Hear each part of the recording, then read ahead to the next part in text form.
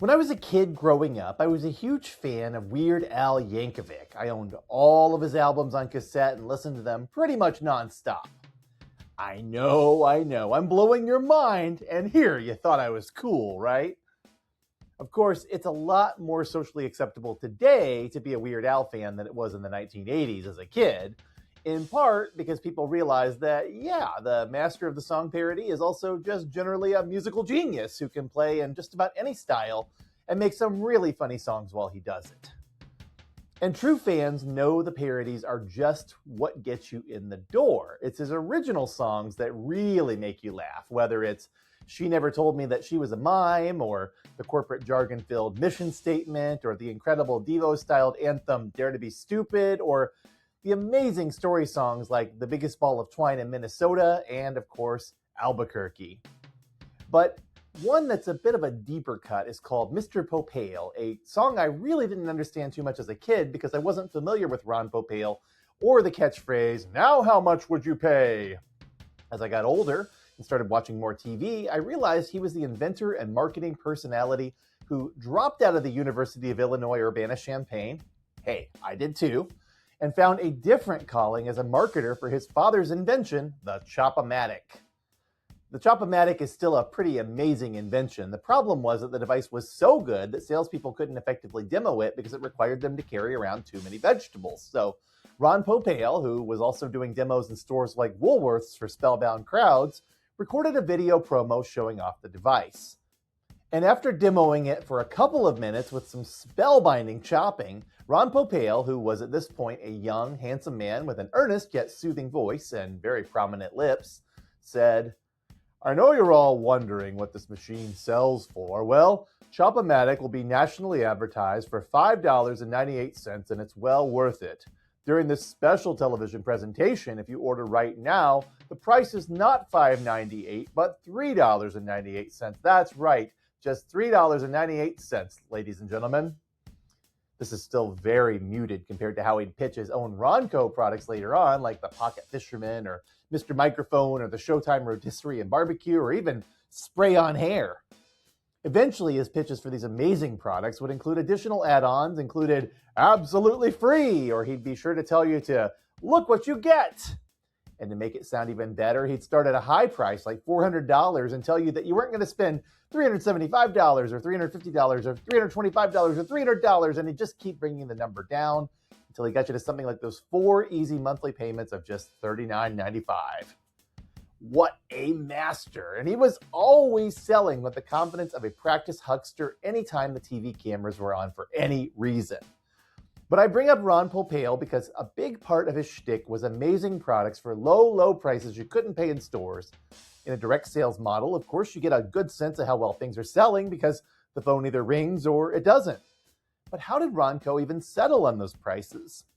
And how did they know that people would actually pay them? Today, we're going to talk about pricing, one of the most difficult areas of marketing, but also one of the most important.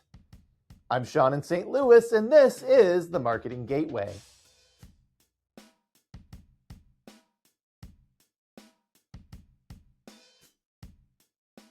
So let's take a moment to remember that in marketing, one of the 4 classic activities defined by the 4 Ps is price, along with product, promotion, and place.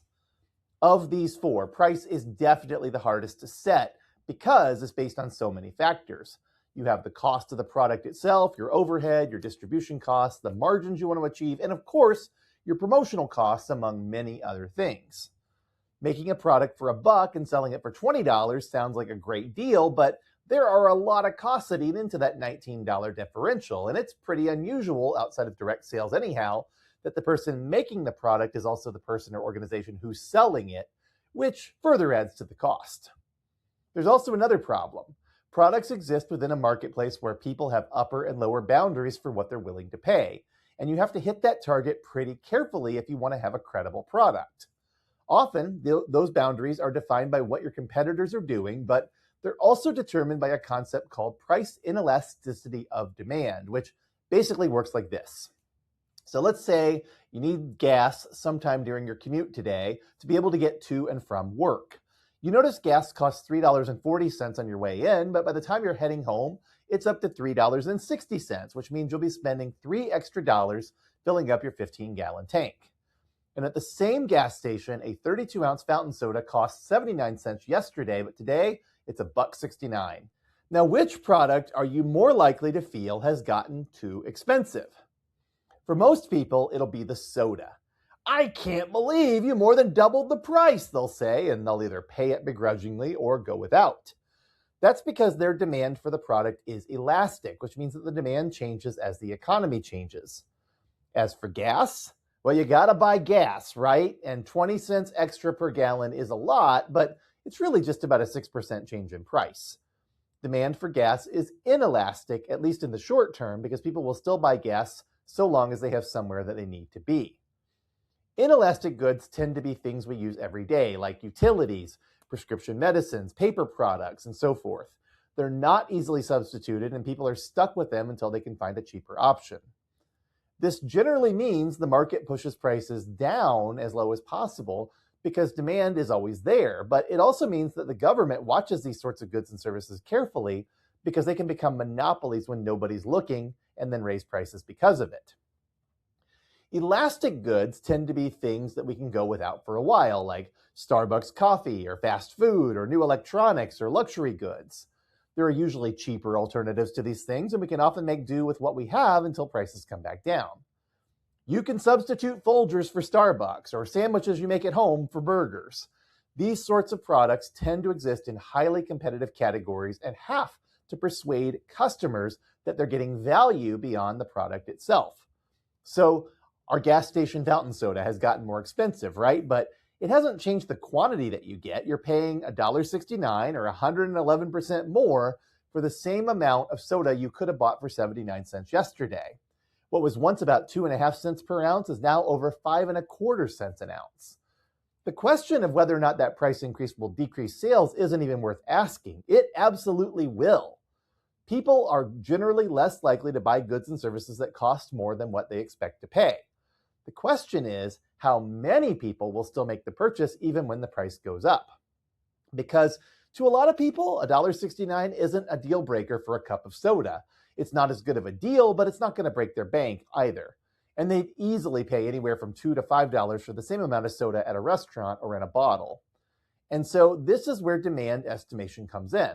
Pricing analysts generally utilize models that plot curves based on incremental changes in price, attempting to match pricing to the product or service's position in the market relative to competitors.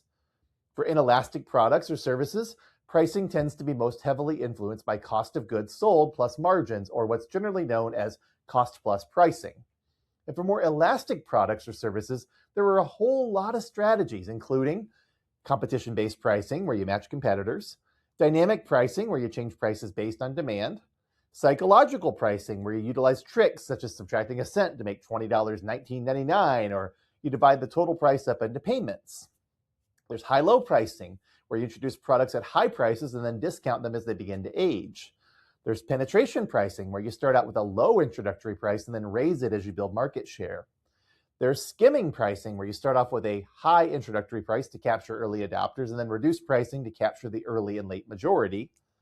There's value-based pricing, where you articulate price in terms of savings or benefits. There's bundle pricing, where you attempt to upsell customers to multiple products to raise your total sales, with the discount hopefully being made up by the efficiencies of serving that customer multiple times in one transaction. Geographic pricing, where you vary prices based by region or nation. Premium pricing, where you charge a high price but offer a superior experience or some luxury characteristics to justify it. Freemium pricing, where you give a part of your product or service away but then require customers to pay to receive the full experience.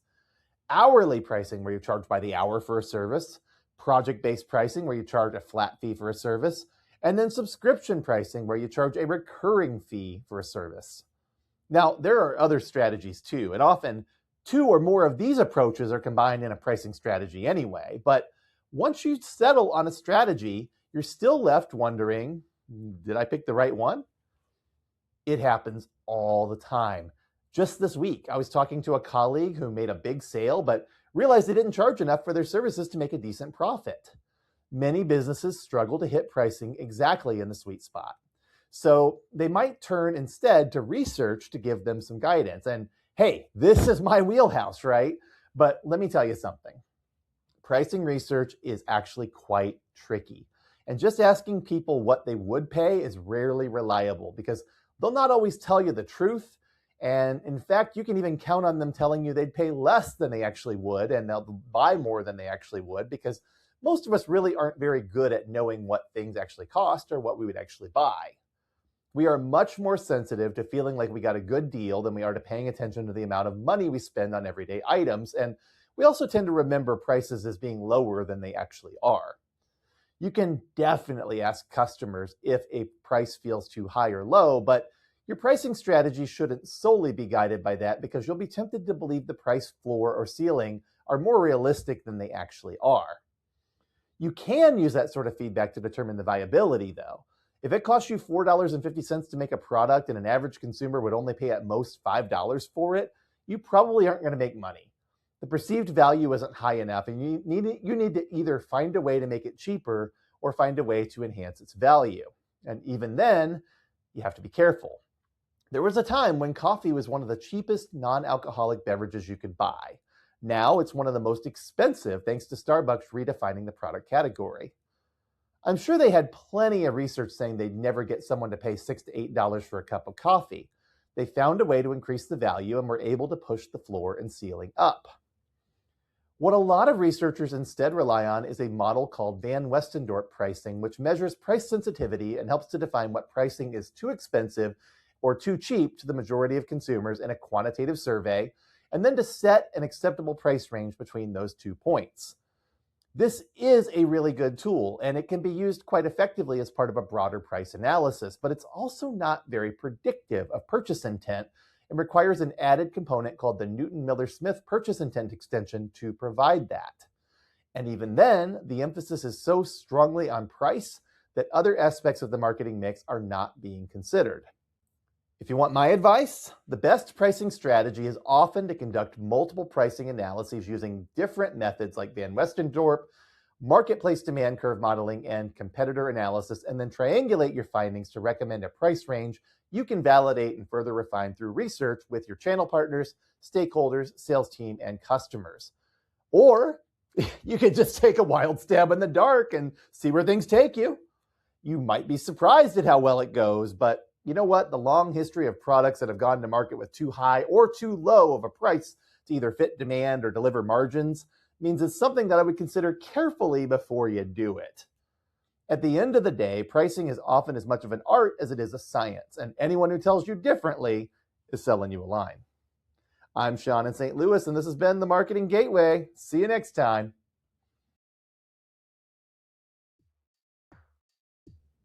This month's plug is for the American Marketing Association St. Louis chapter, or AMA St. Louis. And, many of our guests that are on the Marketing Gateway have been part of this organization. Some of them are members, some of them are board members, some of them are people that just show up. And all of those kinds of folks are welcome. I go in there as a researcher, not expecting to meet very many other marketing researchers. Sometimes I get to meet a few, but I meet a lot of other people that are doing other things: digital marketing, accounts-based marketing, creative agencies, billboards, marketing strategy, fractional CMOs, teaching in the classroom, all sorts of other things related to marketing. And some organizations send their entire department to some of our events. Some of them just send one person. You get to know people from all over the area who are doing all kinds of neat and interesting things. I want to mention, you can come to any of our fun events without having to be a member. I'm a member. I'm not on the board right now, but I am a member. So I just show up, but I wasn't a member for a while. And we have a coffee club. We do the first Thursday of every month. We have usually some kind of seminar at lunch or breakfast, or this month it's bowling, that we do somewhere in the month. And we also have all kinds of neat activities, including a conference, which is going to be in April. So if you're interested, go to amastlouis.org to sign up. I think you will find that it is well worth your time to connect to your local marketing community.